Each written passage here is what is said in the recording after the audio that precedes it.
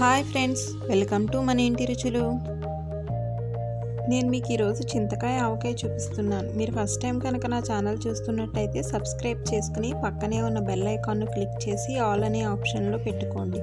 నేను వీడియో పెట్టిన వెంటనే మీకు నోటిఫికేషన్ వస్తుంది. చింతకాయ ఆవకాయ పట్టుకోవడానికి చింతకాయలను శుభ్రంగా క్లీన్ చేసుకుని వాటర్తో ఒక క్లాత్ మీద వేసుకుని ఆరబెట్టుకోవాలి. శుభ్రంగా ఆరిన తర్వాత పైన తొక్కంతా తీసేయాలి. కొంచెం దోరగా ఉండే చింతకాయలు అయితే ఆవకాయ చాలా బాగుంటుంది. చింతకాయలు పైన తొక్క తీసేసిన తర్వాత చిన్న చిన్న ముక్కలుగా కట్ చేసుకోవాలి.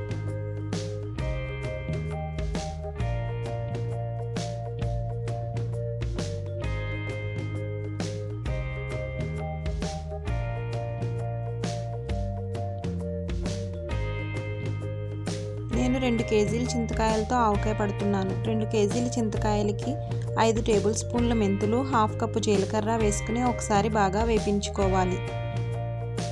జీలకర్ర మెంతులు మంచి వాసన వచ్చేంత వరకు స్టవ్ సిమ్లో పెట్టుకుని వేపించుకోవాలి.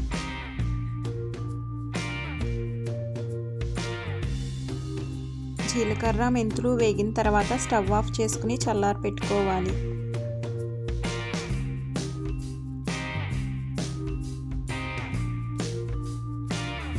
జీలకర్ర మెంతులు చల్లారిన తర్వాత ఒక మిక్సీ జార్ తీసుకుని అందులో బాగా చల్లారి పెట్టుకున్న జీలకర్ర మెంతులను వేసుకుని మెత్తగా పౌడర్లా చేసుకోవాలి. అలాగే 1 కప్పు ఆవాలు వేసుకుని మెత్తగా పౌడర్లా చేసుకోవాలి.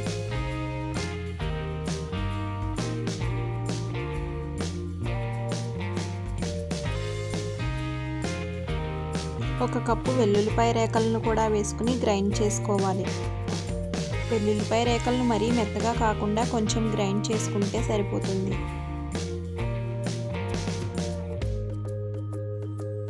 చిన్న ముక్కలుగా కట్ చేసుకున్న చింతకాయలను ఒక పళ్ళెంలో వేసుకుని జీలకర్ర మెంతుల పౌడర్ వేసుకుని 1 టేబుల్ స్పూన్ జీలకర్ర, 1 టేబుల్ స్పూన్ ఆవాలు, 1 టేబుల్ స్పూన్ మెంతులు వేసుకుని ఆవాల పౌడర్ను కూడా వేసుకోవాలి.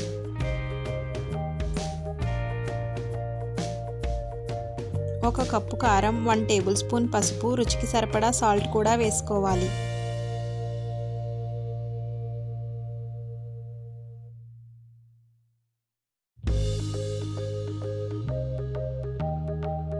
గ్రైండ్ చేసుకున్న వెల్లుల్లిపాయ పేస్ట్ కూడా వేసుకుని ఒకసారి చింతకాయ ముక్కలకి మొత్తం అంతా బాగా కలిసేటట్టు కలుపుకోవాలి.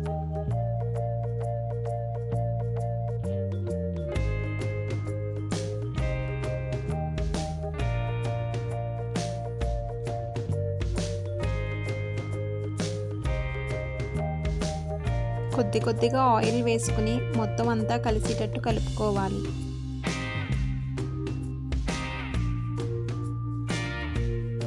ముక్కలు మునిగేంత వరకు ఆయిల్ వేసుకోవాలి.